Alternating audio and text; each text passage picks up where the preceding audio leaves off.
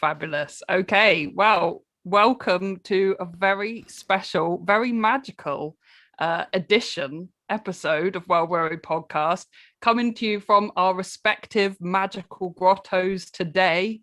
We have got Fairy Violet, the flower fairy. We've got Fairy Cassiopeia, the pastel goth fairy. And we are joined by a real fairy queen. It's the Fairy and Mermaid Whisperer, Karen Kay, on World Weary Podcast. It's so exciting. Welcome, Karen, to World Weary.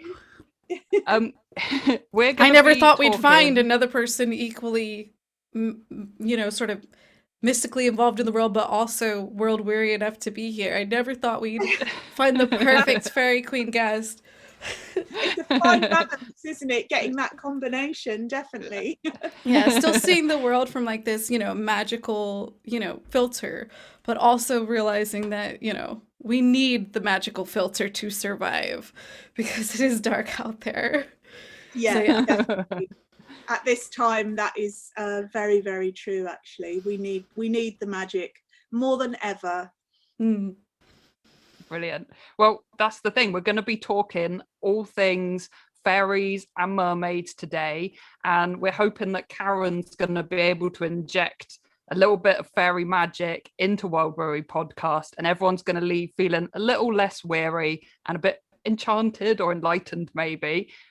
Just before we properly introduce Karen, I'm just going to put it out there that there will be a video version of this episode available. Our supporters on Patreon will have early access, and then a day later we'll make it available for everyone. So we'll put links on Twitter and our socials so you can go and watch it if you want to see the video version of us. So yeah, today we're going to be talking fairies and mermaids, because you will discover that Karen is well acquainted with both these magical realms. I am also going to introduce a couple of quick fire, unusual fairy stories from around the world. And Cassie, I believe, has some mermaid tales, a mermaid tale or two for us to deliberate over. But first, if it's not putting you on the spot too much, Karen, would you please tell us about yourself? Because I'm sure our listeners are going to be intrigued to know why you are called the Fairy and Mermaid Whisperer. Okay, I love being put on the spot, actually, because I feel like that's where the magic is, because it's like, yeah, that's the magic is in the moment. So that's really good. I love that. So the reason I am called the Mermaid and Fairy Whisperer or the Fairy and Mermaid Whisperer is actually from a TV show. When I went on the show, they kind of called me that, and I thought, I like that. It makes sense for what I do. Yeah. I mean, I do lots of other things as well, and I talk to lots of other types of beings, but that the mermaids and fairies is my kind of go-to, and that's why I got that name. So I'll try and put it in a nutshell, otherwise, because I can talk for England, like I literally once I start, you might have to. Well, podcasts are the perfect place for that, let me tell you what. Yeah, please vent it all, release it all. Okay, so well, right, I did start off my life as a kind of punky, gothy type fairy person. I was wearing fairy wings and like black patent thigh boots and sparkly tutus, but in a really gothic way when I was younger. But going back further than that, my first encounter with the fairies was when I was a little girl in my grandmother's garden, and they've literally stayed with me throughout my entire life. I see them as little lights, and that's my connection. So it's always been very natural. It hasn't felt like weird. It's just been something I've grown up with. And then the mermaid connection happened when I moved to Cornwall, because there's lots of ocean around, and then they came in that way. I have been in my former life, within this life, I've been a BBC news editor, which it really feels like a past life now. It's crazy. But I loved it. I really, really loved that. And but it got to the point where it just wasn't feeding my soul, shall we say. So I left that and thought, what shall I do now? And then I thought, okay, I've got all these journalism skills. I think I will start my own fairy magazine, which I did back in 2000. And I think the idea was conceived in 2006 and the magazine was launched in 2007, called Fairies and Enchantment. That would have been the years that I'd been in the Maryland Fairy Festival. That's so weird. Like those were the first 2 years I participated, like, because it was like right before I graduated, and I did the Maryland Fairy Festival 2 years in a row, and my friend Noelle was the matriarch and everything. And fairies in America are slightly different. We're like really reaching. We're like, please, fairies, like hang out with us too. Don't just stay in the magical isles over there. But yeah, that just weirded me out. Please go ahead.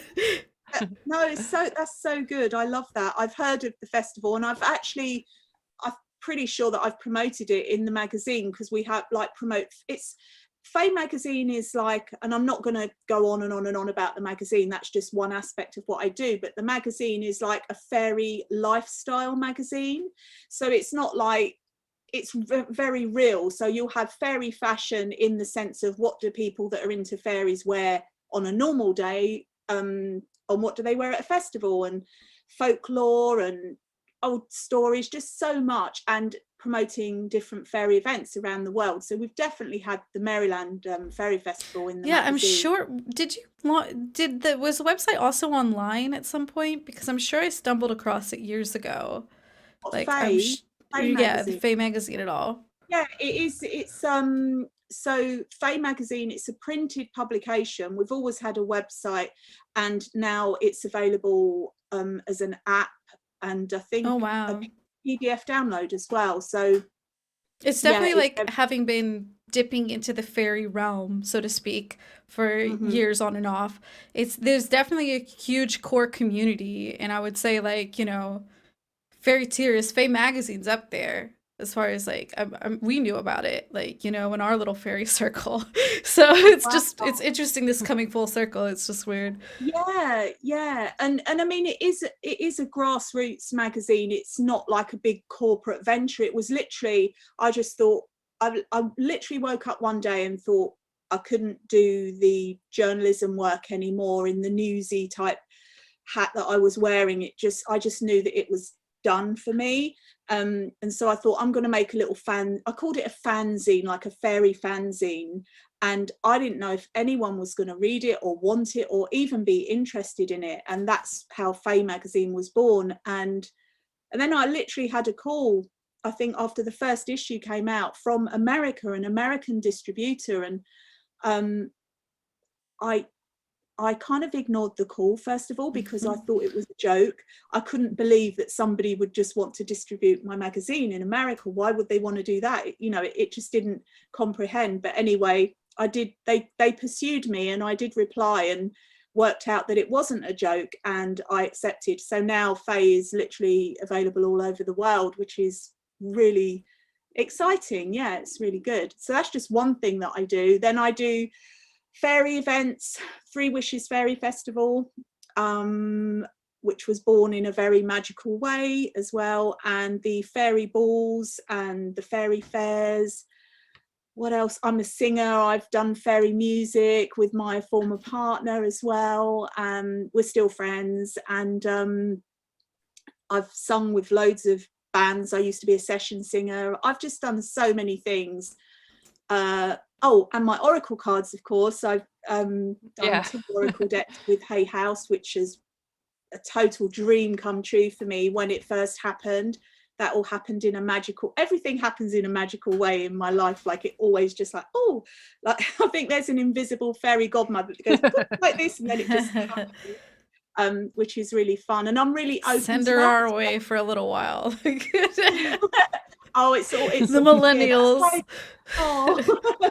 It's so lovely, and it is just about opening up to that, and it doesn't have to be in a kind of woo-woo way or a kind of fluffy way, although I am a bit of a fluffy fairy. But to be honest, you can't really be fully fluffy until you've been through the darkness. Like, you can't, I mean, you can, but not fully. You have to know both sides, like, to really have that balance in your life.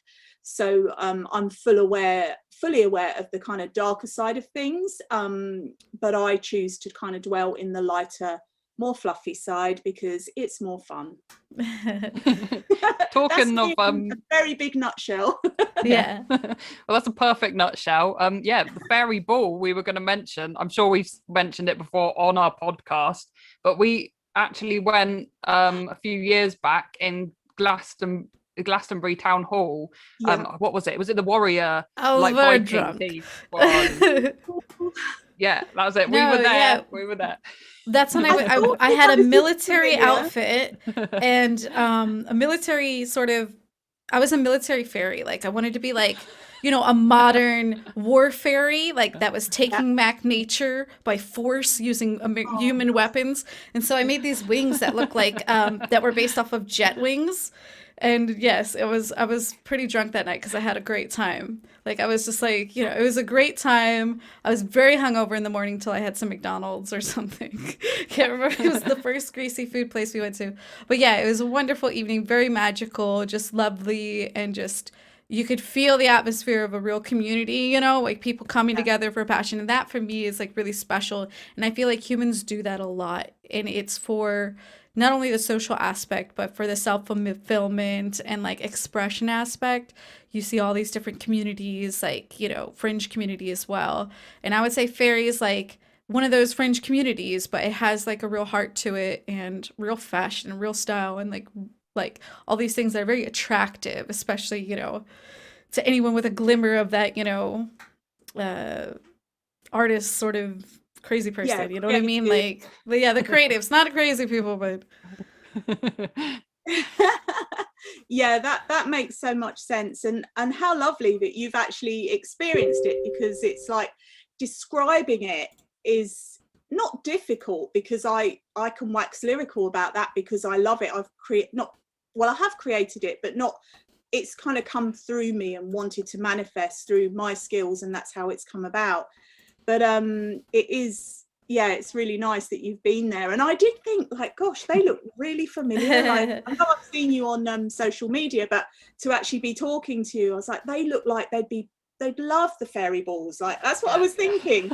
So yeah, we were gonna go to another, and then lockdown happened. We were planning it. We were gonna go to Dita Von Teese and Fairy Festival were on our list. Calendars. Yeah. So we can't wait for post-lockdown and post-COVID and when everything's we're gonna safe get our again. Tickets as soon as possible. We're gonna make huge straight costumes. up to the fairy ball.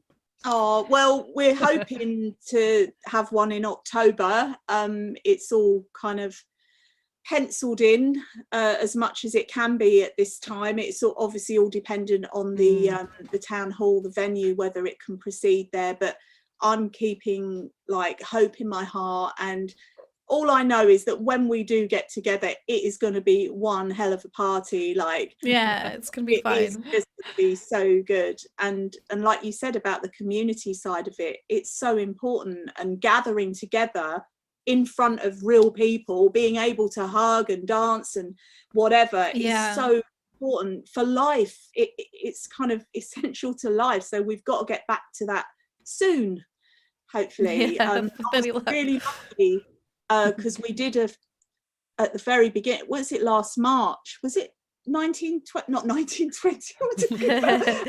Time traveling again. 2020 in March was the last event. I managed to get a fairy ball in just before everything locked down. Oh, if only we'd been there.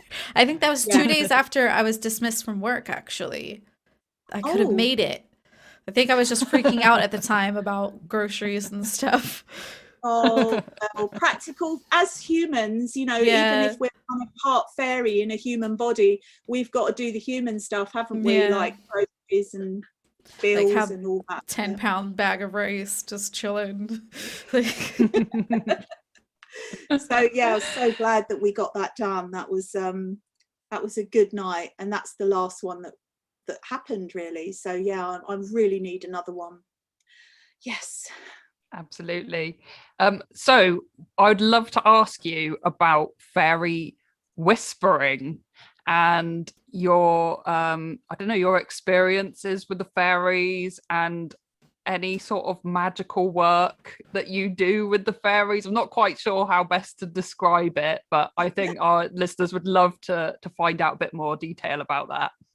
Yeah, okay. Oh gosh, where Tips do I and start? tricks of the trade, so I can my childhood dreams can come true. Well, I'll talk about my fairy experience later when we go into it. Oh, okay. I'm really interested to hear that.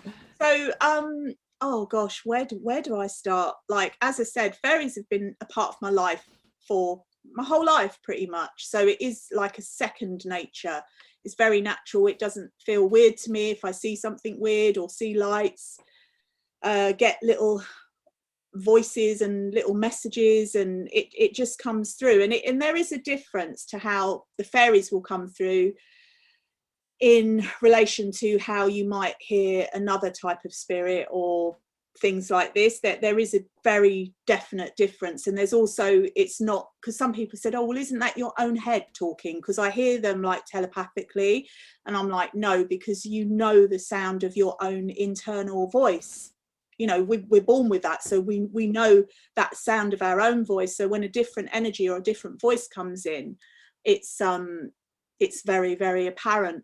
And also, one of the things that the fairies, one of their kind of calling cards is, for me, and I'm sure other people have this as well, is the smell of, like, is it toffee apples? Like a toffee apple smell.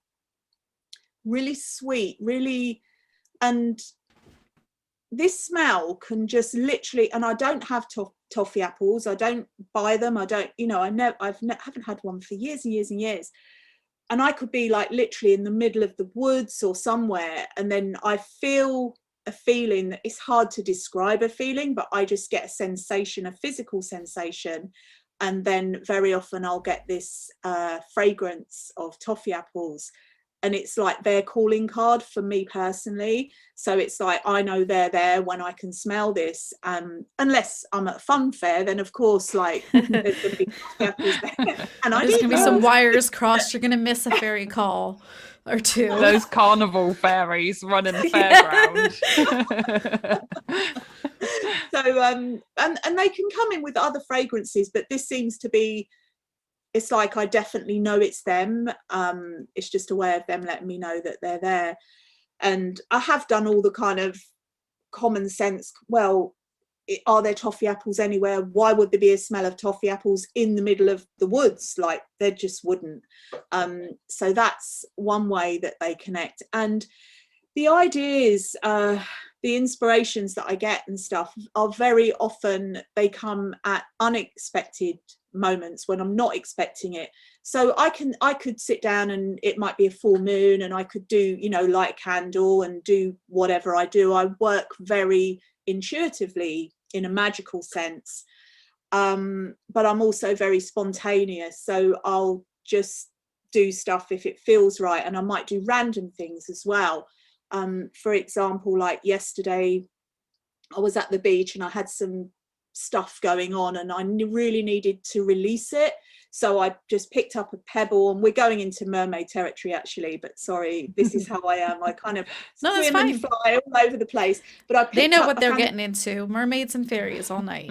They're all elementals, aren't they? They're from that elemental realm. So I picked up this stone and I just put all of my energy into it that I didn't want, and then I took it and I threw it into the sea and kind of just asked the mermaids, you have to go, you don't have to, but I normally go through King Neptune, but I've got a connection with them anyway. So, and then I just threw it and released it into the sea. The sea is salty, so that's cleansing, and it's literally releasing it and transmuting all of the energies. And I was with a friend called Cassie, actually. She was the one that said, oh, just do, because I was like, oh, I don't know what to do. And sometimes when you're in this space, you forget your techniques and you forget these little tips that you know. And she said, oh, do that. And I was like, okay.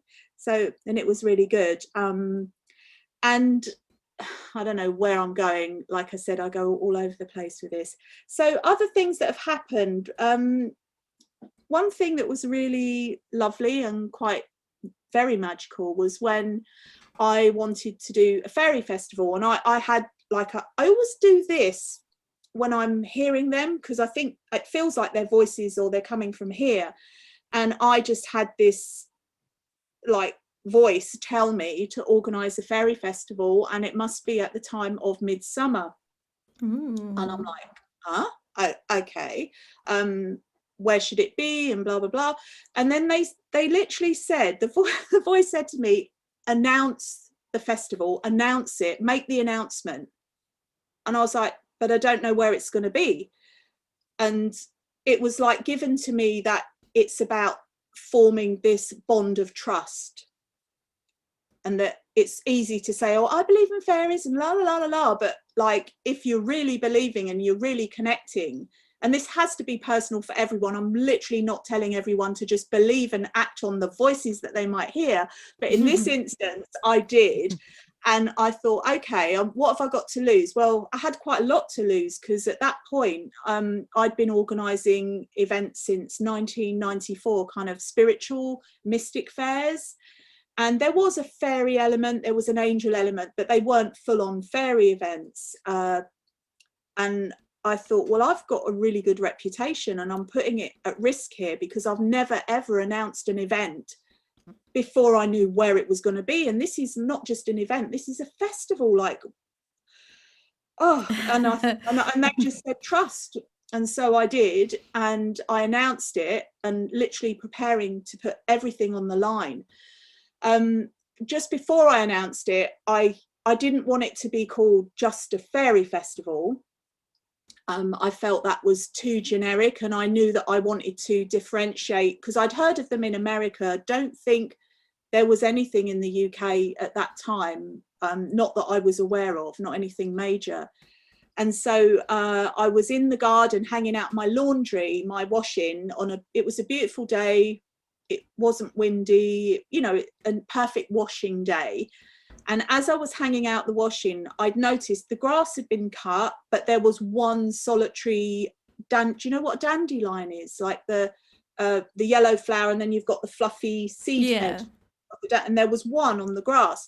And I remember just thinking, that's really odd, because the grass has just been cut. So how can that be there? Like, how can it just felt magical? And I was like, carried on hanging out my washing. And then one of these little, I call them wishes, like the seed heads, just floated up past me. And I thought, oh, that's really odd, because there's no breeze. There was no breeze, and it just seemed odd. And I carried on. And then another one went up.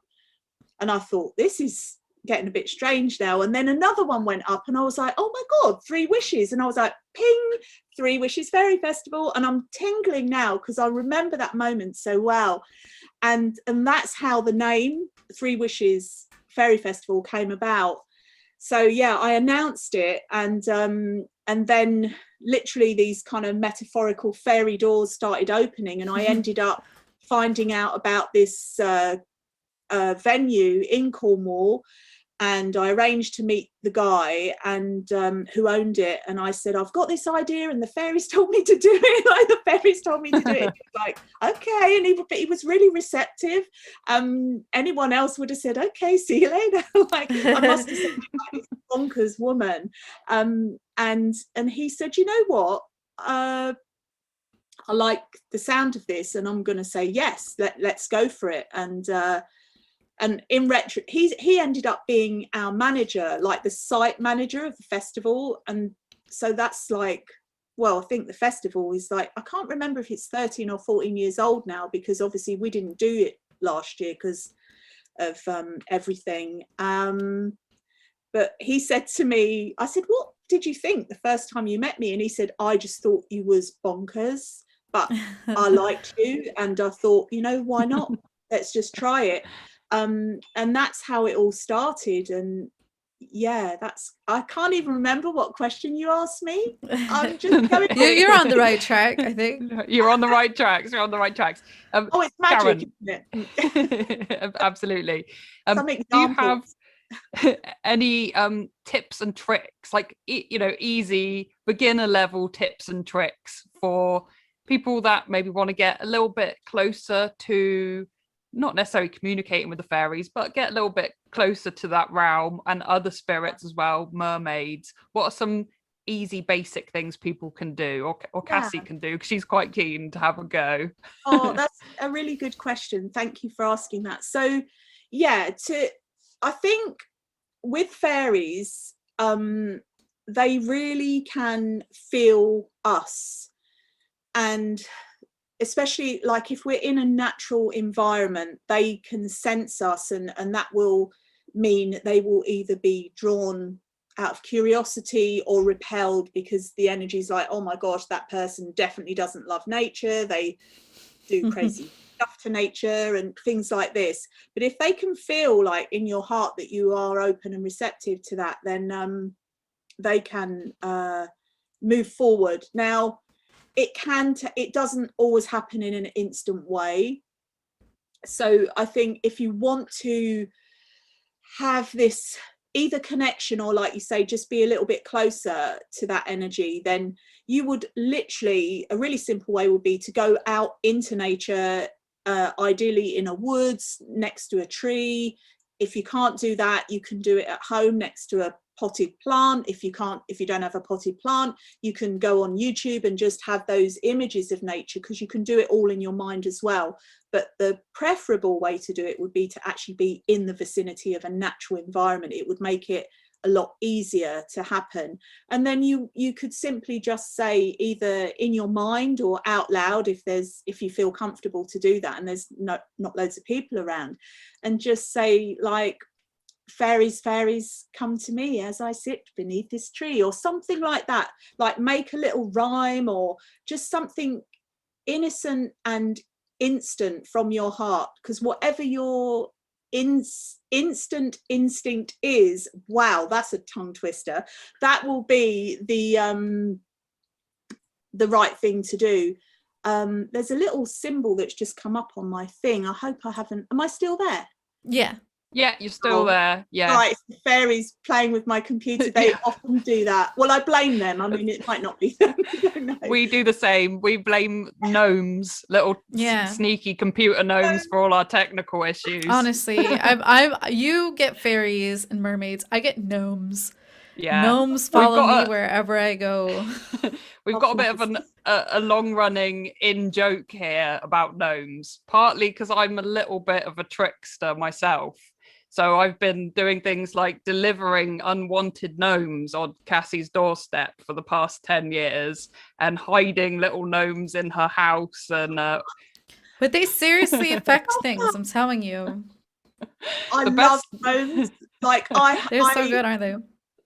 I'm totally in love with gnomes. And when you said you leave unwanted gnomes, they're not unwanted, are they? You totally want them, don't you? Not the one that was wolf whistling me in my house. Like she hid it behind something, so it would motion sensor. Anytime I come in the room, it would be like, and I was like, where is this coming from? And I threw it away. It's a plastic Walmart, and I was like, I can't stand this anymore. I threw it away. She found it like while I was sleeping, and then put it back in the house secretly, and it didn't. You turned it off so it didn't wolf whistle, so it was just behind a curtain in my kitchen that we never behind this curtain we never opened for months before I figured it out.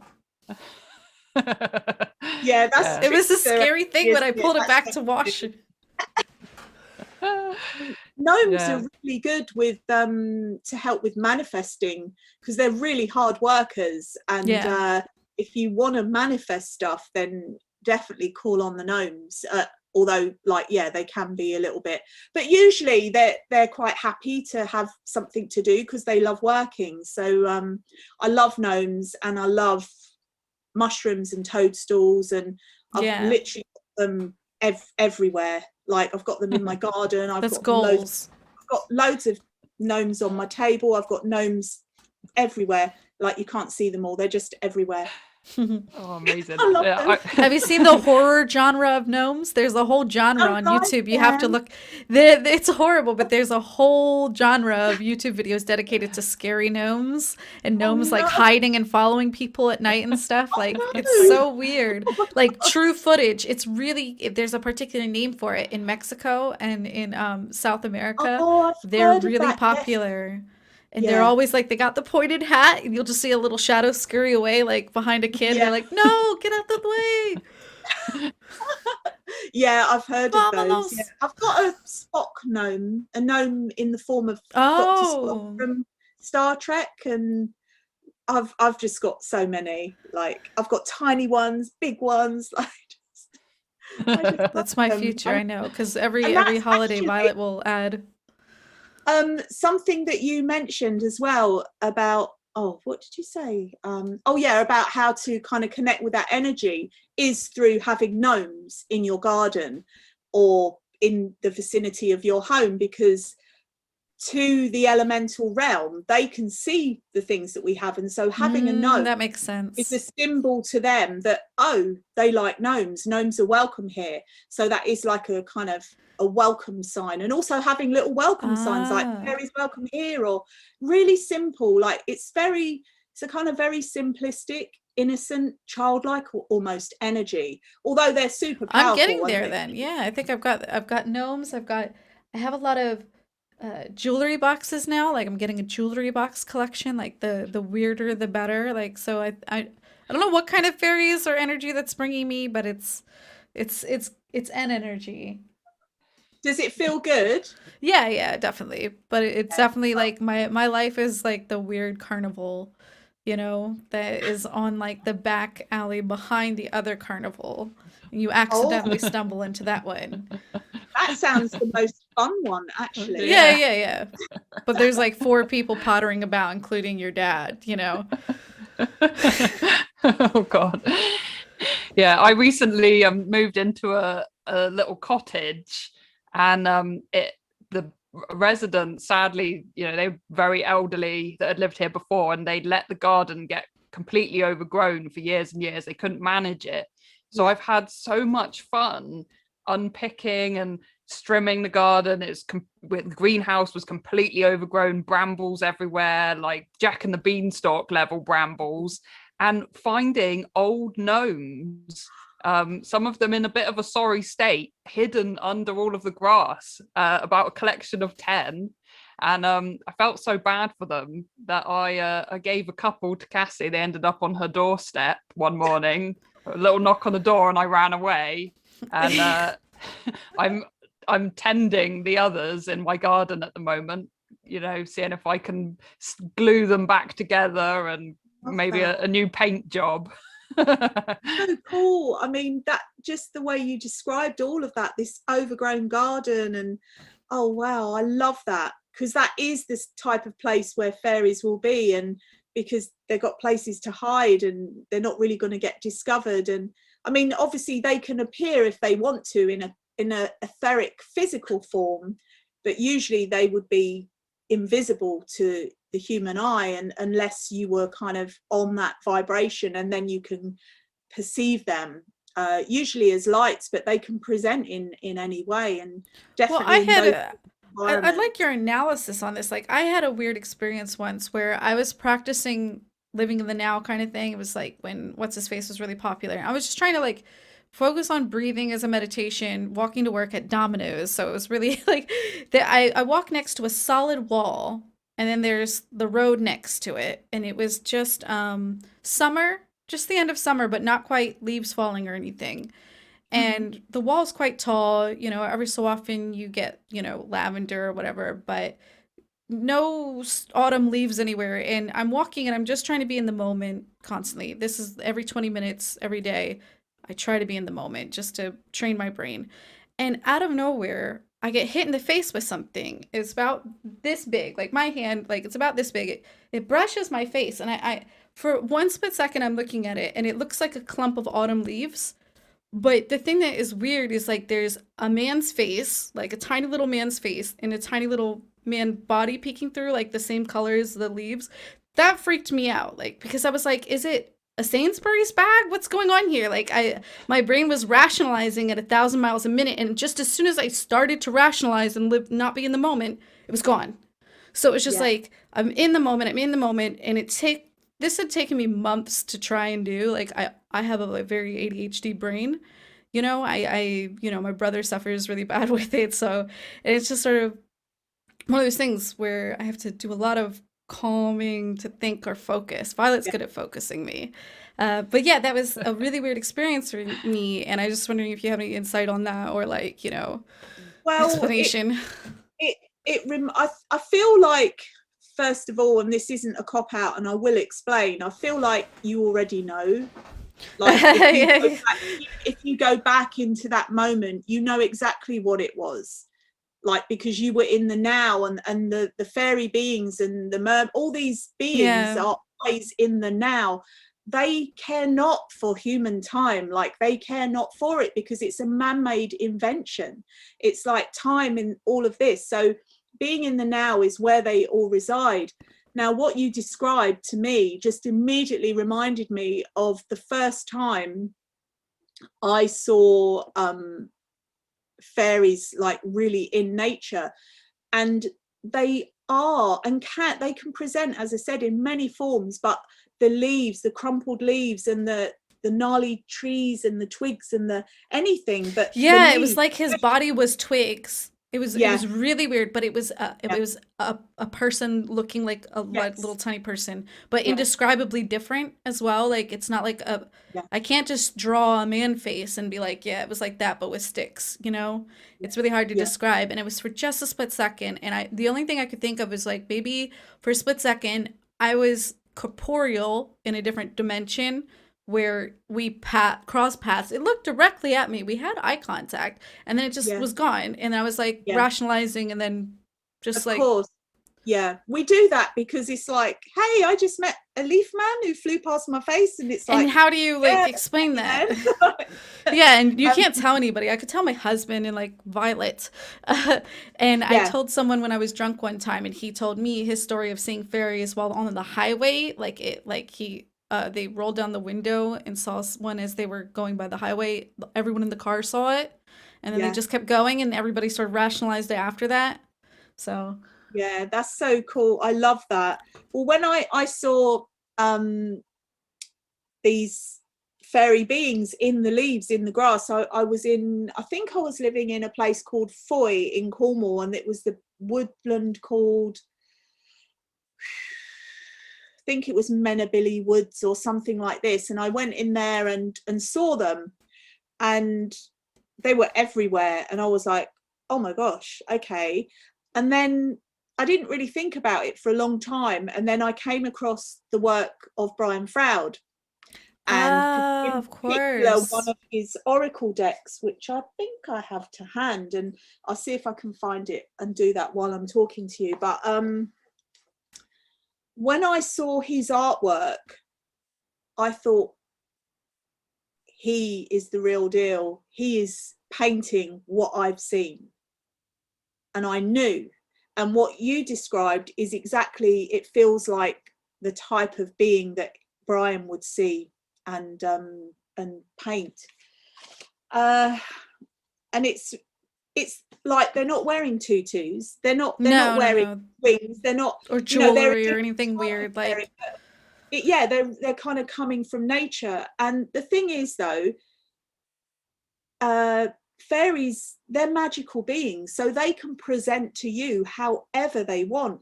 But I really feel like your experience was literally, you were in this space, you were in the moment, in the now, and they're on the same, they're earthbound beings, the fairies, they're guardians of the earth. That's what their role is. So they're on at the same plane, but it's almost like they're in this parallel dimension that we can perceive when we're open and receptive to it, and when our mind is out of the way. And when we're in the now, our mind is usually out of the way, and so it means that we're less controlling, and we're more open and receptive to experiences, which not everybody is, and it's fine not to be. You know, you don't not everybody would feel comfortable with that experience. I'm just trying to it's like people who, like, you know, who you would never recommend ever in a party, being like, oh, you should be tripping. Like, no, please do not.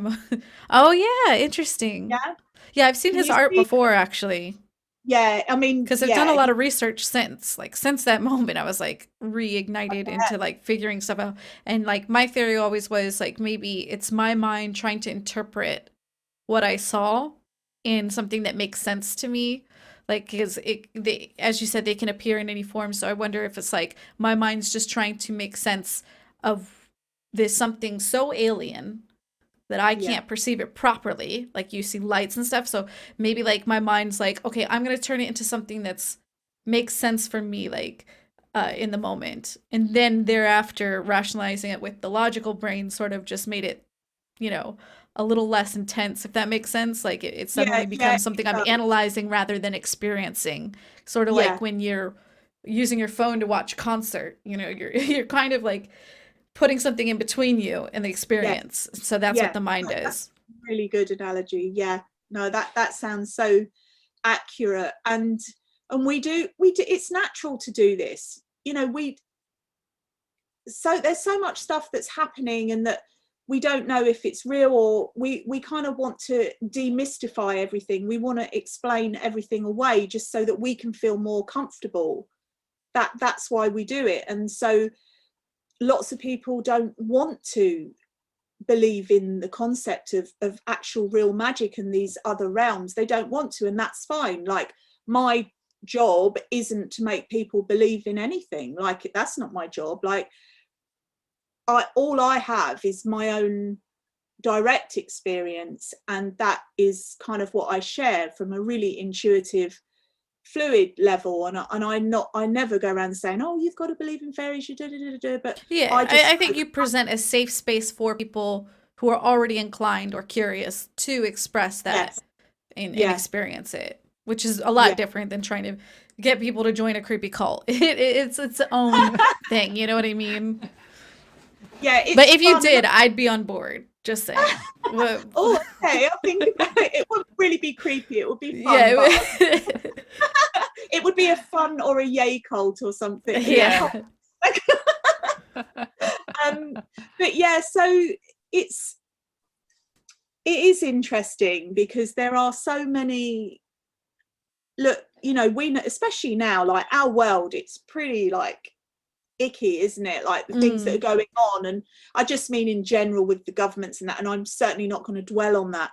So even now more than ever, people are looking for that magic, that something beyond what is. Absolutely, yeah. They really are. And like just turning off the TV, which I thoroughly recommend, like, or the news, like just turn off the news. I haven't watched the news probably for more than 6 months. Like, I'm just not interested in the news, because the energy that comes from that is designed to keep people in a state of panic and fear, and that's what it is. And I come from that world, so I know exactly how it works. And it's an addiction. It's kind of an addictive thing. And you can start to believe that that's all there is.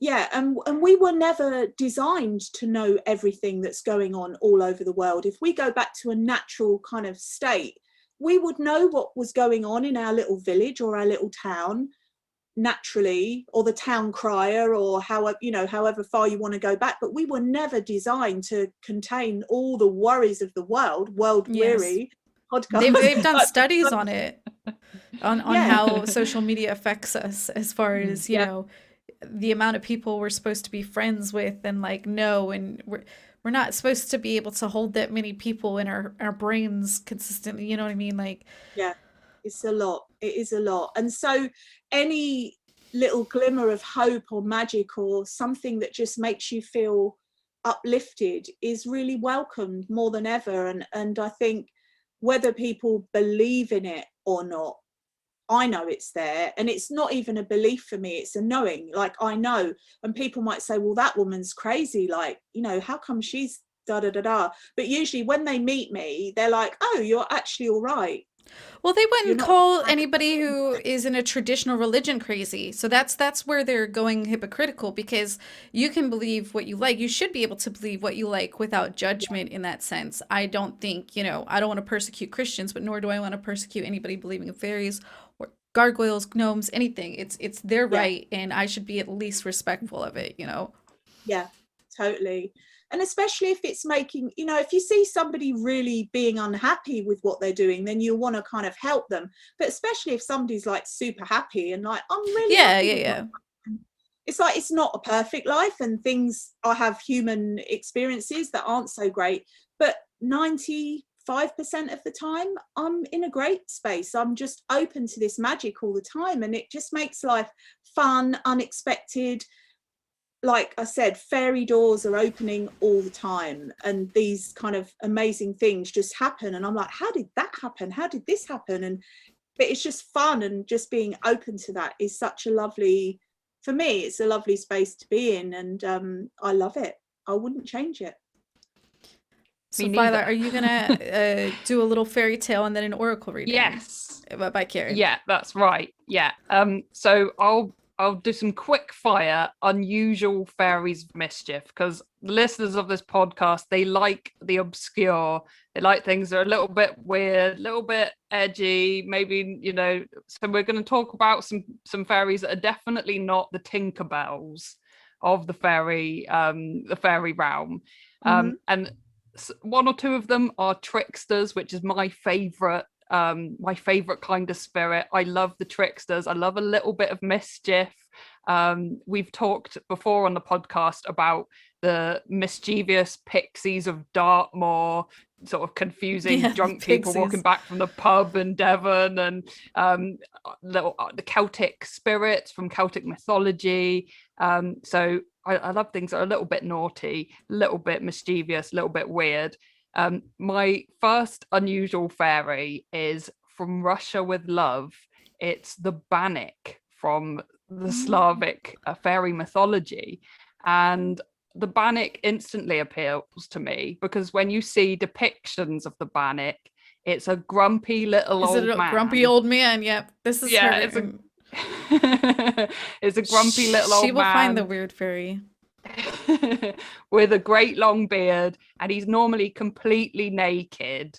And the reason that he's completely naked is because he's got the unusual job of being the fairy guardian of bathhouses. So in lots of areas of Russia, everyone had their local bathhouse, or like a personal bathhouse, kind of like a sauna or steam room where you can wash yourself. And they're really traditionally very important places. They're a spiritual place for cleansing, and it's also where women used to give birth.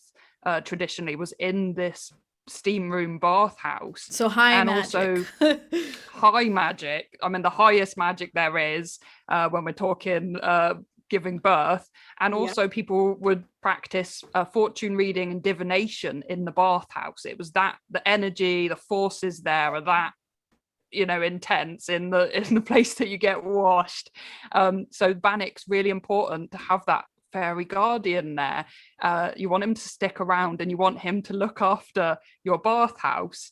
So knowing that you've got a Bannock occupying your bathhouse, they have these traditions that every third or fourth firing of the fire that obviously, you know, steams up your sauna would be reserved especially just for the Bannock fairy, so that he could use the bathhouse, you know, by himself and invite his friends over. He's so cheap. He doesn't want to pay like the bathhouse to use their service.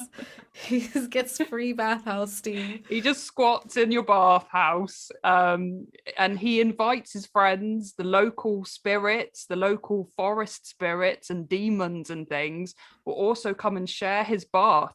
So you've got to leave like out Spirited commodities Away. For them. Yeah, just like that. You've got to leave out soap. You've got to leave out the back scrubbers and stuff for the Bannock and his friends to use. You've got to appease him. He's a fairy that needs appeasing. And the legends, they get a little bit creepy, because you've got to be very careful not to disturb this grumpy old fairy. Well, especially while he's washing, he doesn't like that. If you intrude upon him by accident and he's having a scrub in the bath, he might pour some hot water over you, and in some cases worse than that. So petty. But on a useful note, they say the Bannock has the ability to predict the future, and he's quite happy to do that for the people that own the bathhouse that he's squatting in. So you could do things like expose your bare back to this fairy and ask a question about your future. And if it was a positive outlook on the future, if that was the way to go or good things ahead, he'd just give you a gentle tap. But if that wasn't the right choice, or there was some problems ahead, dangers ahead, he'd give you an old scratch on the back. So it's one I find very interesting. So what do we think of the Bannock? Have you, either of you, got any opinions on grumpy old fairies? Me? Have I got? Well, it's really interesting because I have Russian blood in me. I'm Russian genes. My father's, my great grandmother was Russian, so I've kind of got filtered Russian genes in me. So that really appeals to me. The Bannock, yeah, really like. So as soon as you started talking about a grumpy kind of fairy person with a long beard, I'm sorry, but Brian Froud just popped into my head. I'm not saying it's basically because he's told me some story. I've been really privileged to have some great chats with Brian, and he he tells me about this kind of grumpy leprechaun type character that he'd met. So that's the first thing that popped into my mind when you spoke about that. Now, I do believe that is highly possible. Like, why not? Why wouldn't that be possible? I think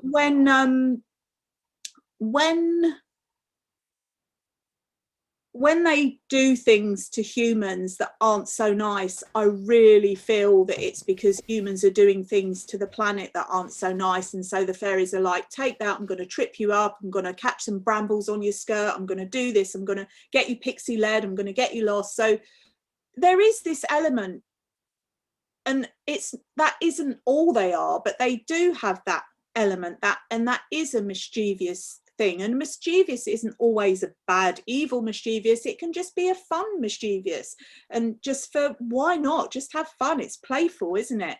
And it feels like the energy of, I haven't consciously come across this energy before, so but I can totally feel that energy. And you know what, I don't actually believe that he's really grumpy, and it's an act, and that it's is all a bit front. that's his protection. See, because when you're grumpy, people don't want to go anywhere near you, do they? They want to keep away. And so that's how I survived my last job. Your secret, Mr. Bannock, but it's like it's a protection. If somebody's got this grumpy vibe, it's like, hey, let's go and hang out with the grumpy fairy. No, let's go and play with the fun ones. Leave him to it. He can have the bath to himself. Yeah, and he deserves, and I felt like that was like an energy exchange, like for him looking after the baths. And I feel like also from what you were saying that he is almost like a fairy midwife. With, ooh, interesting, actually. Yeah, and his energy is holding the space, because obviously fairies are coming through. I'm getting such a rush of energy coming through with this, and it's like they hold the space. They're between the worlds, and of course when you are giving birth, you have the portal within you from the other world. I mean, where does that being come from? Yes, scientifically, biologically we can explain it, but it's actually coming through from another dimension. And so fairies do that too. So, and there's lots of stories about fairies and babies and all sorts. So it feels like he is a fairy midwife, and his grumpiness is a guise. And actually, he's quite a nice guy. Mm. I like that. I like that a lot. Yeah, I definitely agree about, these bathhouses where they're a spiritual place. They're like a liminal place. It's a passing point. And it would make me feel a lot better if I had to give birth somewhere, knowing that there was a very sort of trusty, hardworking guardian fairy looking after that space. Yeah, lovely. Thank you for sharing that, because as I said, I haven't heard of Bannock before. I'm going to be researching straight after this. Well, I'll give us one more little obscure fairy from around the world. one that's kind of close to my heart because it's from Japan and I used to live there for a few years, and that's where my partner is from. So I've got an affinity for the magical creatures of Japan, especially. But they're sort of little trickster fairies, but they're also really sort of nature spirits, real hardcore nature spirits. They're called the Kijimuna, and they're basically little wood or woodland spirits. They're tree fairies from the very tropical southern region of Okinawa, and they live in these massive sacred trees. I think they're called banyan trees. They're really adventurous trees with branches that space all around. You get them in India, really beautiful, mystical looking tree. Yes. And these little tree fairies, the Kijimuna, they're said to appear as little children. So they look like 3 or 4 year old human children. But they've got this really long, bright red hair that's sort of on their bodies as well, which is very distinctive. And obviously in Japan, that would really, stand out, especially back in the day. But I love, bright red colored stuff as well. That's very magical.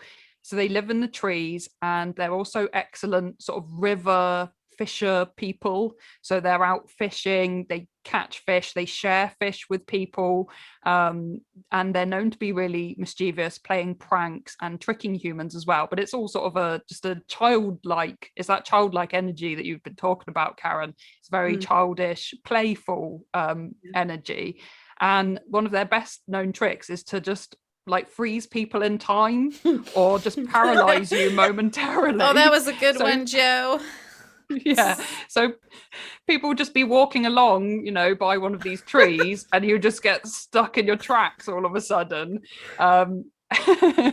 which is quite an unusual power to have. And they also like to sneak into people's bedrooms at night. And it's a bit sort of reminiscent of sleep paralysis, but that's what I was thinking. That was just so weird. I was like, well, if they were in the bedroom, that would make them even more sleep paralysis like. Yeah. So they sort of make it difficult for you to move in bed because it's sat on your body. So a bit reminiscent of sleep paralysis. But yeah, they're nice. They're friends with humans. There's like a huge festival in Okinawa to celebrate this very particular type of tree spirit that they hold every year. And it's a big event for kids as well, because they're really associated with childhood and play. And there's lots of great legends about them helping people, carrying people on their backs. Even though they're tiny, they're really strong, and carrying people across mountains and over the sea. The only stipulation is that they will not let you ride on their back if you're a bit gassy or smelly. They don't like that. Fair enough. Exactly, I'd feel the same. The average listener of this podcast never stands a chance. You guys may as well give up. You've literally just insulted all the listeners. Exactly. Yeah, everyone. I do this occasionally to them. I gotta keep them humble. So yeah, that's the Kijimuna, these amazing nature guardian tree sprite fairies from Japan. I'd love to know your angle on like fairies and environmentalism, and I know we've touched on it quite a bit, but if you've got any final thoughts on fairies and the environment. Yeah, so well, first of all, again, thank you for introducing me to this type of fairy, because I haven't heard of them, but they do sound like there would be their counterparts in other parts of the world. In fact, I'm kind of 100% sure there is, but they might be called something different. I really like that, and the fact that you said that part of what they do is freeze people in time, and that reminds me of I don't know if you're familiar with the work of a lady called Armorel Hamilton, who creates these fantastical creatures called fables, and they kind of are from the realm of fairy but in the human realm, and she creates them so they're like dolls, but they're more than dolls. They've got personality, and she's I've been very blessed because I've got a few of them from her, and she made me one once, or she didn't make it, she birthed one for me, not literally, it came through. and it was sitting up just behind my computer, and I've got some crystals in the window, and a rainbow went over to the fairy. And then I was just, for that moment in time, everything stopped. And she was kind of, the rainbow was going from one hand to the other, and she was just like looking, and she said, I slow down time. And I'm like, that is so handy. Like, what a handy thing to do. Because she didn't stop time, and at the time I was so busy and I had so much to do, and there weren't enough hours in the day. Oh, so nice. You're like vacuuming, like hoovering up, like, oh, 1 no, second. No. That's immediately what I do. I'd be like, help me get my chores done. I do vacuum, but that isn't like on my priority list. No, I'm sure you got better ideas. That's why me and the leprechauns and gnomes are buddies. I'll let the brownies do it. The house brownies can do yeah. that. But yeah, so it was just really nice to have this. She said, just ask me when you want me to slow down time, just ask me. But she usually needs a rainbow to do it. So if there's no rainbows, then it's not quite so effective. But it shined on her. And I know this sounds totally crazy, but it worked. So the fact that there is a fairy that actually stops time, I can totally take that. Yes, I like that. Amazing. Oh, environment. I forgot the question and then I remembered it. So yeah, fairies are guardians of nature. That is their number one task, job, role. That's what they're born for. A byproduct of that is that they are magical beings too, and they can bestow their magical gifts on humans if they wish, but only if they wish. There's no guarantee with when you're working with fairies. It's not like a given, or I'll just ask a fairy to help me and I'll manifest this and I'll manifest that. Like, in principle, that would be great, but it's not the reality.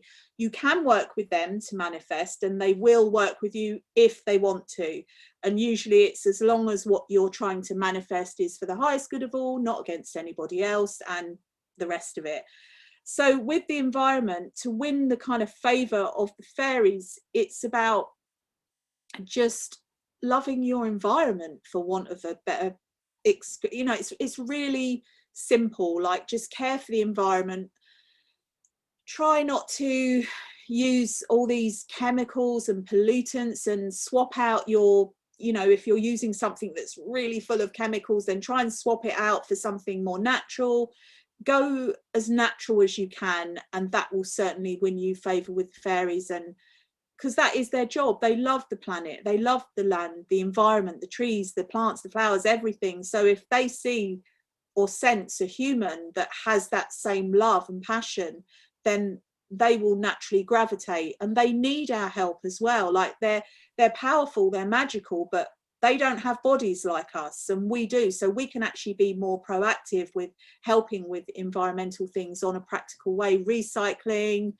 That, we know these things. It's just actually putting it into practice, and rather than say, oh, that's too much, I can't change my entire lifestyle. But you can do one thing. Like, everybody here listening can do one thing at the very least. And once you do one thing, you think, well, I'm doing this, why don't I do that? Why don't I try this? Why don't I try that? And then it just grows, and it's for everybody's benefit. It's not kind of weird to do that. It's not fluffy to do that. It's like, this is our planet, we've only got one, let's look after it. My little soapbox, I'll jump off now. No, that's good. That's exactly what people need to hear sometimes, the truth. Yeah. So I don't know whether do we want to move on to our mermaid section quickly and then do some oracle readings at the end, or do we want how are we feeling? I'm thinking I want to pull a card. Like, yeah, we'll do a card in between, and then I'll do a brief mermaid story. Move on to the mermaids.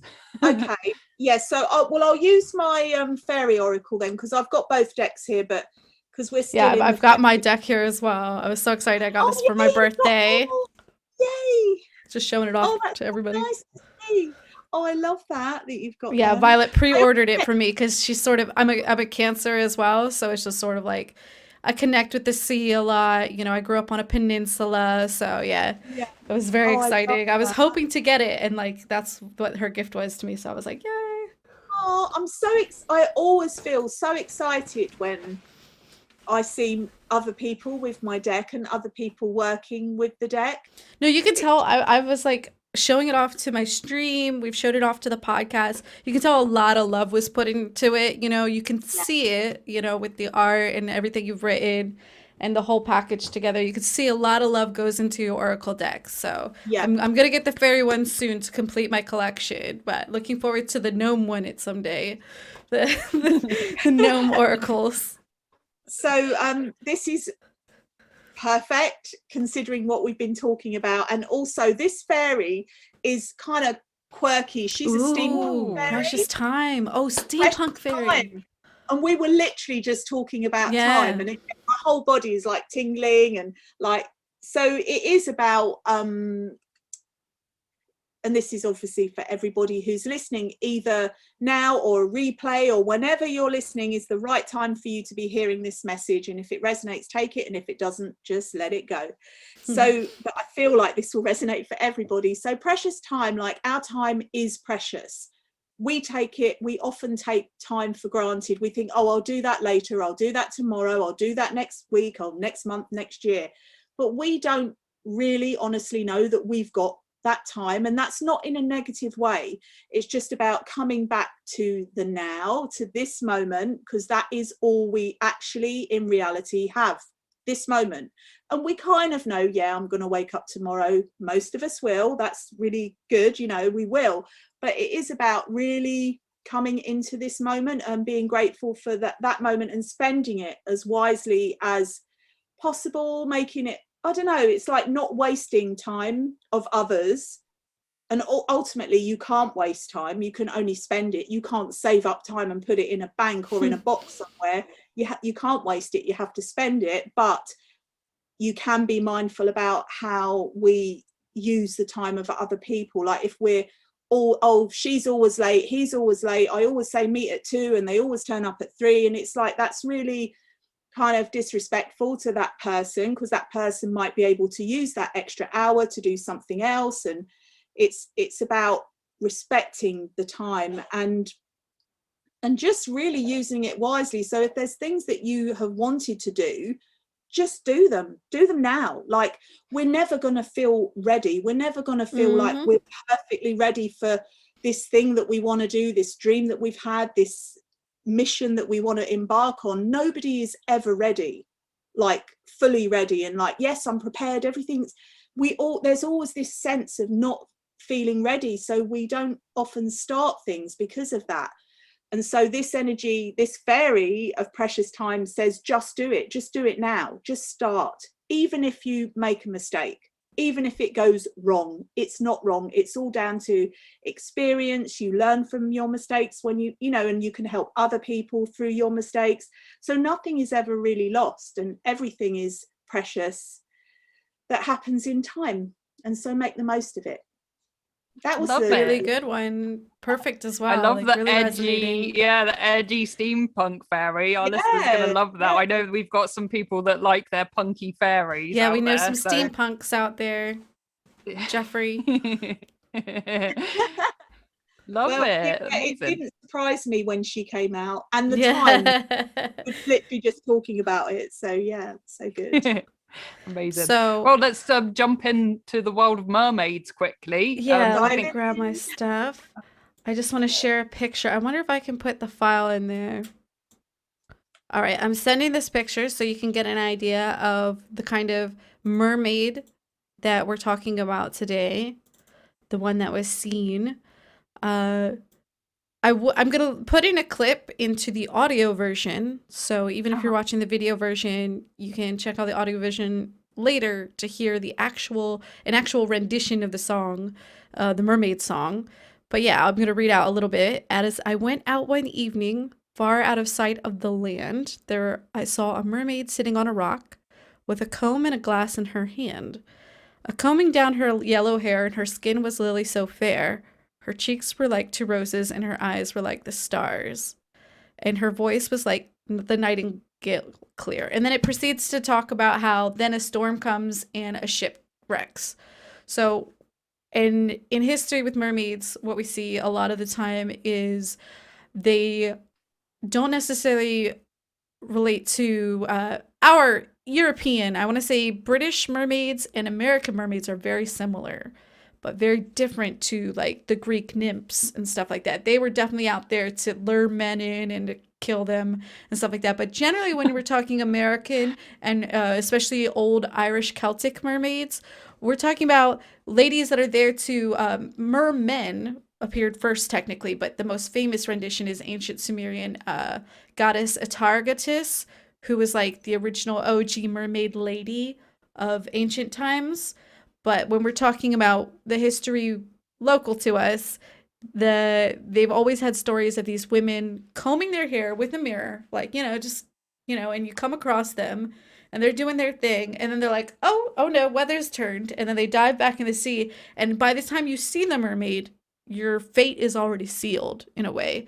And this was in I've got a few more pictures we'll add on the Instagram, but there was actually these old accounts from the 16th century where they laid out how mermaids do this. And it's sort of like an ancient weather report if you see a mermaid. Now, of course, there are the theories that it's dugongs and all that, but we're talking about real sightings that made newspapers as well. So on Thursday, November 10th, 1737, at a fishing ground called Topsham Bar, a group of 8 fishermen had been traveling and trawling all morning. When they hauled their nets on board, they were startled to discover a creature of a human shape having 2 legs. All witnesses were interviewed independently, and to the word, they all stated the creature leapt out of the net and ran away.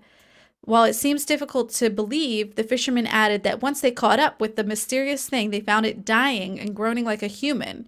Its feet were webbed like a duck's, its had eyes, nose, and a mouth resembling those of a man, and a tail like a salmon, and it was around 4 feet high. So that picture I sent is the rendition of what this mermaid looked like, according to 8 people interviewed separately, because they all, when they came back to shore, were talking, they're like, mermaid, and like, they're like, okay, crazy people, separate them and see what's going on, because they, if this happens at your local town, that is, in 1700s, that is the town gossip. And then there was in Exeter in 1812, a fisherman called Mr. Tupin and his crew claimed to have heard music, which was coming from a creature that was human-like with a fish tail, but again with legs. So this is like this, more with the fish tail, and they more in line with classic mermaid tales, sort of sirens from different cultures that had now filtered more and more into the country. So, drawn to a singular noise, it was impossible to describe fully, comparable to a wild, tinkling harpsichord melody. So again, the mermaid singing, but in this ethereal, almost like she is a different kind of instrument, like a different vocal cords. Mm-hmm. And she was about 5.5 feet tall, and it was cavorting playfully near the vessel before, after quick plunges, it swam away and lost to sight. And they attempted to lure her closer back to them with throwing boiled fish into the water, but she never returned. And then only 11 years later, there were more mermaid sightings in the area by their river with the 2 legs below the waist and the tail. So these were all up and down the coast of this country, with these weird fishy mermaids with legs and stuff appearing everywhere throughout history, kind of thing. And then there's also mermaids' tales from Blackmere Pool and all these ponds across the UK. So it's not just limited to this idea of sailors, but it's also inland. We're seeing this increasing sightings of mermaids and things like that back in the day, all throughout early 1600s, well into the 1800s. So it's interesting. And even like recently, there are more darker mermaid tales happening as early as 2013 in these areas. So yeah, in 2013, a Mr. Philip Davis of Stoke-on-Trent, a member of the committee of the North Staffordshire branch of the British Sub-Aqua Club, adorned a frogman suit in order to dispel the rumors of the bottomless lake that a mermaid would drag you down into. And so he got into this frog costume and waded into the lake and found out that it was about 7 foot deep with muddy bottom. But I'm just saying, if you're dealing with mermaids, sir, it might not be as easy to dispel the rumor as getting in a frog suit and saying it's 7 foot deep. Trying to push one out. Yeah, trying to like trawl for a mermaid in an inland pond that, you know, has rumors surrounding it, when it's more likely to do. But it's about this local man named Joshua who was rejected by a woman. Unable to deal with his pain, he accused the woman of being a witch. Now, this is probably the more likely, the real story behind it. This local pond one, not the sea ones. He managed to convince local people to drown her in the pond, and while she was drowning, she cursed him. 3 days later, his body was floating in the pool with his face covered in claw marks caused by the demon mermaid. So yeah, that was one of the inland ones, but a lot of the coastal ones are all like, you know, salmon ladies. So that is very unique to me compared to a lot of mermaids we're, you know, sort of exposed to. It's so long ago, people were like, yeah, she had legs and stuff, but she was definitely a fish. I love that. Such a practical addition to have legs and a tail, which makes more sense evolutionary wise if we're talking science, like, you know, the science of mermaids. Yeah, that's interesting. And it does make sense from an evolutionary point of view that would be. And there has been so many sightings and so many stories. And I feel like, much like the Fae realm, the fairies, the mermaids have also had like quite a bad press. And if we turn it around to think, well, they say that they can, and I'm sure it's possible that it's happened, but they're luring men to their demise. But what about if they were drowning anyway and they were actually kind of like death midwives of the ocean? That makes sense. Yeah, like just to make it a little easier. Yeah, like they're a beautiful woman combing her hair is the last thing you see. Being sung to with this beautiful song, kind of taking you away out of this dimension into the next. Like that is also a possibility, isn't it? So yeah, like sea angels. Yeah, sea angels, and or just this sense of like they might. I'm sure, I know they're not all bad, like they're definitely not all bad, but like humans, we have good and we have not so good humans, and it figures that that's going to be the same within the mermaid realm, elementals, the fairies, the gnomes, every realm is going to have that. There's good angels and not so good angels as well. So that's really interesting, and hearing about the legs and the tail, that does make sense on some level. That really does make sense. And why not? Like we can say, oh, that's ridiculous, that's far-fetched, that's this and the other, but look at the stuff that's in nature. There's some incredible well, you see nature. Around that time period that resonate, a lot of cultures have this idea. It's not just, you know, our cultures, but all around the world there's these the different versions of mermaids in every culture. You know, that's why it's so interesting to me. And you know, the Greeks saw their nymphs, they had certain nymphs and certain water spirits that weren't also bad. In fact, we talked about this on the one episode previously, how there, before Catholicism and early, you know, Christianity took over, there were all these, and wherever there was a fountain, there was a nymph that the fountain and possibly town was named after. So you see it everywhere that the mermaids are very important to every culture. It isn't until much later down in history that she becomes a sex goddess mermaid with, you know, the tail completely. But in a lot of different cultures, they have so many different ways of manifesting, so to speak. They come and are described in a lot of different ways. And so on the Cornish coast, it makes sense that there's like a lady like running about with a salmon tail. And I'm sure they have equal sort of mermaid types in Japan, don't they? They have these like yeah, they do. They got Ningyo. Yeah, which are their own sort of Japanese mermaid. What are they called? What's the name again? Ningyo. Ningyo. Yeah.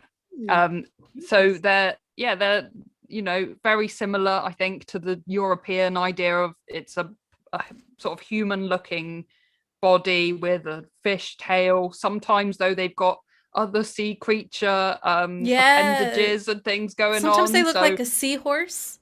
In different cultures, I mean, they fit the culture, you know, they've got some slightly more tropical features going on with the Japanese mermaid. So, but again, there's a similar thing of like, they're associated maybe a bit with death, with the water and the sea being a dangerous place, but also a place where people are getting all of their food from, people relying on the fish, and seeing those mermaids is actually a good like a good omen, you know. Yeah, definitely. And also, like, we don't often spend much time thinking about this, but every single human started life as a mermaid. True, actually, yeah, interesting. We all had a tail. Yeah, and lived in a And little That watery prehensile sphere. tailbone. Yeah.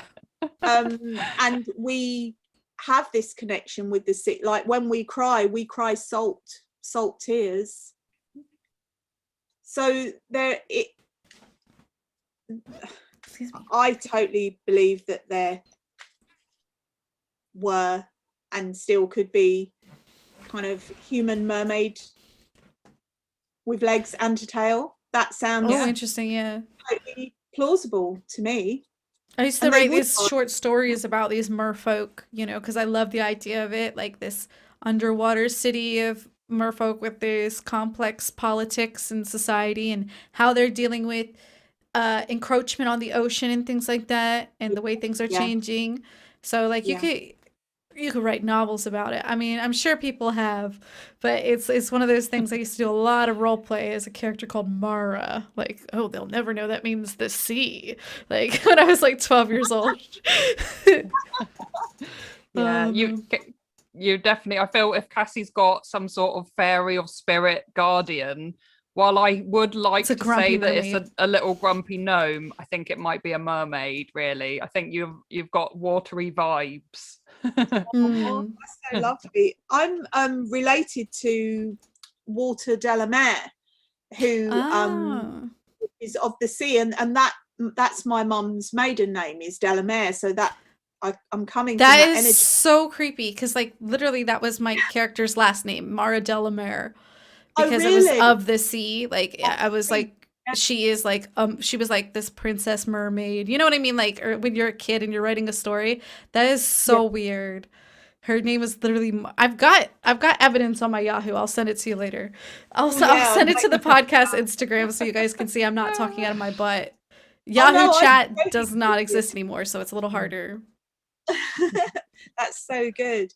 And Walter Delamere used to write about fairies and mermaids, and he passed away before I was born, but he used to hang out with my uncle, and some of the music that I've made has been almost like Walter Delamere's spirit came through. And just I'll send you some of the music so you can hear it. It just came through, and it's like, wow. And it's like painting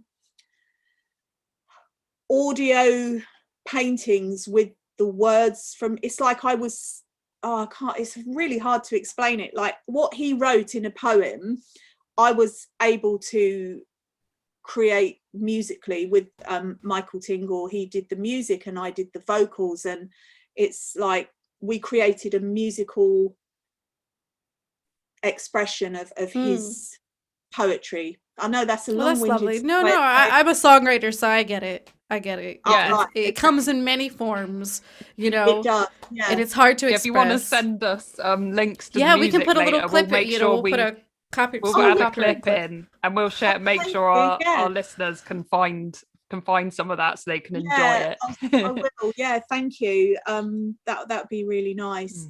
And also in the Mermaid Oracle deck, in the guidebook, there's a poem, a mermaid poem from Walter Delamere, and had to get permission from the society, which they were really happy to have it put in there. And I just felt like it was really important that was a part of that as well. So yeah, and when I first came to Cornwall, you were talking about warrior kind of mermaids under the sea and this whole thing. When I very first came to Cornwall, that was when I first properly connected with the mermaid energy, and I found myself just sketching mermaids. I'm not an artist. Like the extent of my art is kind of matchstick people or big blobby swirls of color and like very abstract or very childlike, but I was actually drawing these mermaids, and they were all black and silver, and I was drawing like black ink, and then all the scales of the tails, I was just doing them all individually, and this went on for months. It was like, you know, that film, was it some alien film, not Star Wars, something like that, where they had to keep building this. Oh, the mashed potato thing, Close Encounters of the Third Kind. Yeah, that's it. Thank you. Okay, so it was, I don't know why I'm using that as an analogy, but it was it makes sense. It's you have to express the thing that's your mind's obsessed with. Yeah. But they were all warrior mermaids. They all had tridents and crowns, and they were sitting on these mermaidy thrones, and there were male mers and female mers, but they were all warriors of the ocean, and that's how they first introduced themselves to me energetically and came out. And I don't know if I have those pictures anymore. They might be in my loft somewhere, I don't know, but I remember them really strongly because it was really kind of out of character for me to do that. Anyway, little digression, but a relevant one, I feel. Yeah, no, perfect. Absolutely. This is the mermaid section. That's where it belongs. Well, shall we sort of finish up with if you're happy to do so, a mermaid oracle reading from Karen's own, is it Messages from the Mermaids? Messages from the Mermaids. Yeah, you've got that there as well, haven't you? So Messages from the Mermaids, which is my most I like recent. the one that's like, hey, take a bath, relax. But I took that out of context for one of our listeners who requested an oracle reading while I was streaming. And I was like, yeah, the fairies want you to take a bath. You probably stink and you need to relax. And it's become like a little back and forth between us. So make sure you listen to the mermaids when they tell you, about, how important personal hygiene is. They give you some advice. Yes. They're very, they like baths. I love having like mermaid. Oh, look what's come out. Of all the cards in the whole deck, we've got... Ooh. We haven't got him yet. He's my Aquaman. I've been waiting for him. Well, I call him Jason Momoa. Oh, wow. I love it. I'm going to die. That was so good. He is kind of slightly inspired by... Gotta be. I was going to ask. But the energy he comes through with, because obviously he's muscly, he's, like this, but he's coming through with the energy of gentleness, which is a little bit like, That's why I love this deck so much, just because it really does, it's all inclusive, it's really lovely, no one's left out, I feel like it's everybody, it's it's just really nice. Oh, thank you. And that was really important to me, that everyone felt represented within exactly. The deck. And interestingly, because it takes quite a long time for the process of creating a deck and connecting with the artist and making sure that you're able to translate your visions and they can receive them. Linda Olson is the artist, and she, as you know from the art, it's just incredible. And the whole process takes months and months and months. And then when they were finally released, it was all the Black Lives Matter at the time. It was in the thick of that. And I remember looking through the deck, and I was just really impressed because this must have been way before worked on. But still super inclusive and super thoughtful, which I feel like is very much of the spirit of the fairy, of the spirit of that sort of realm. Definitely. Everyone belongs. It was incredible. And also the because I was supposed to be going to Glastonbury for the launch of the deck, but obviously which was June 2020, and nobody could do anything, could they then? So I was like, how am I going to promote the deck? What's going to happen? And then more kind of mermaid magic happened, and I'd already been on This Morning with Fairies the year before.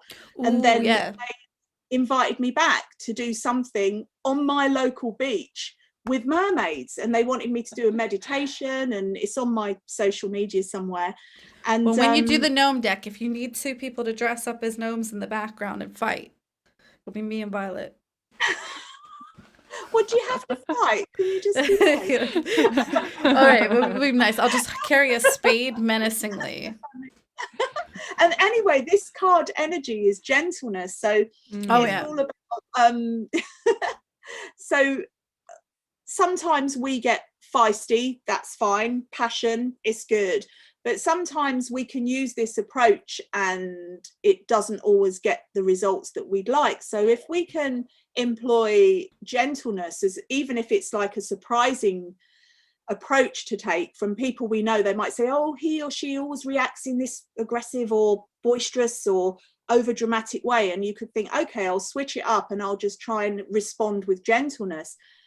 It's actually like a magic power, because when you're gentle, people are like, oh, and they're more open to negotiating and just being receptive. Whereas if you come in a kind of more, I don't want to use the word aggressive because that isn't what I mean, a more forceful way, then people will almost naturally become defensive, and therefore it kind of puts a block up to a communication. So when we can try and use gentleness, it can be super powerful. Yeah, basically. Does that make sense? Oh yeah, yeah. It's super resonating, especially with the other card as well. I feel like it makes a good pair, you know. Yeah.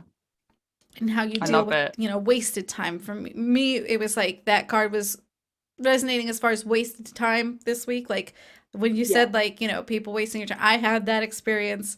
And I, for one, because I read my tarot this week and I kind of was expecting something that was going to, my tarot was like very much like, do not dwell on the past, look forward, or else you're going to miss opportunities. So I was like seeing a situation where I had to sort of bite my tongue and like, yeah, moving forward, it's a good thing to be like, okay, be gentle, go forward with a kinder spirit, and just let things, you know, fizzle down. That's, you know, so it's very good advice. Love that. I love it. No, I'm definitely going to carry that with me, because I've had a stressful time at work recently, so I took a little bit of holiday off. So I'm just coming to the end of that now. Oh yeah, so you're gonna have to prepare to use gentleness. Exactly, but I'm going back into that stressful workplace. But I'm going to be using my kind words. I'm going to go in with a very gentle approach and hope that I can sort of fix everything by just being a nice, having a nice soul and a nice presence at work for a bit. And also, like, gentleness is its own protection as well. Yep. Like, it literally protects you when you're gentle. You might think, well, how comes? Because you're more flexible, you're softer, you're more able to kind of flow with things as well. And also, really, really importantly, is it's about being gentle with ourselves, because we can be our harshest critics and really hard on ourselves. So if we can treat ourselves like the 5-year-old self that we once were, how would you talk to that part of you if they were right in front of you now? You would be gentle, you wouldn't be harsh and say, oh, you silly thing, you stupid this or whatever. I know sometimes the way I talk to myself, mostly I've got it in check, but every now and again it will slip out and it's quite harsh, and I'm like, whoa, like, just be gentle with yourself, because if you're not going to be gentle with yourself, how can you really expect others to be gentle with you as well? So it is important not just be giving out this gentleness, but to take it in for yourself as well. Love it. Yeah, sometimes those tough exteriors rebuild, you know. Yeah. What a lovely I was going to say, what a lovely note to kind of end things on, with that nice, gentle, caring message at the end.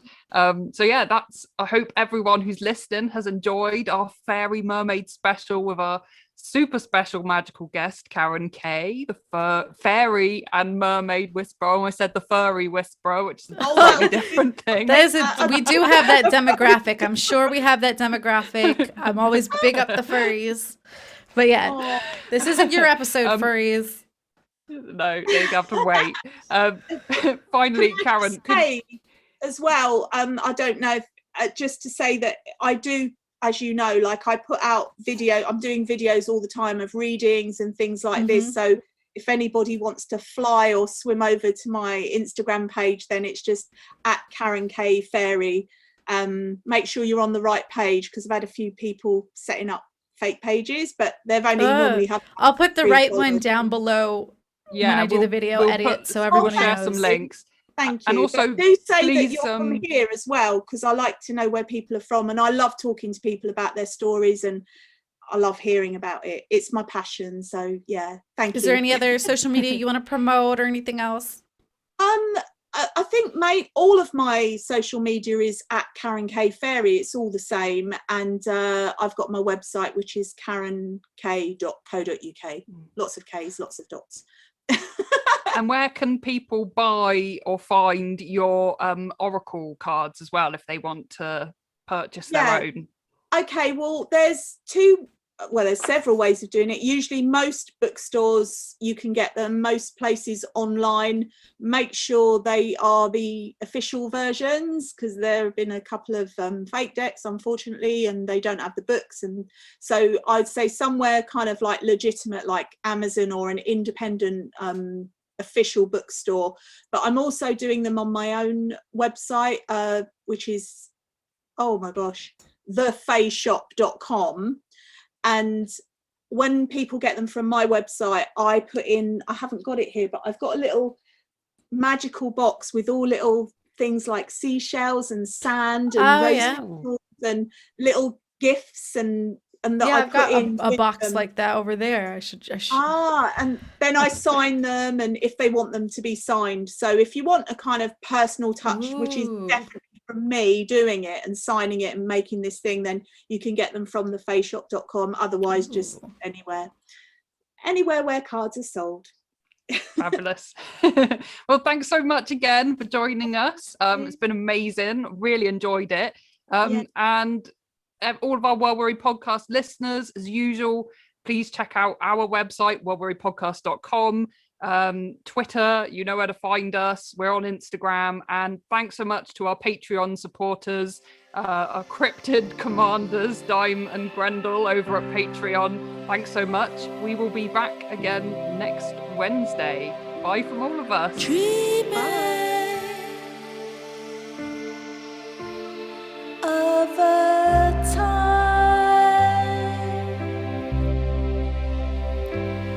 when we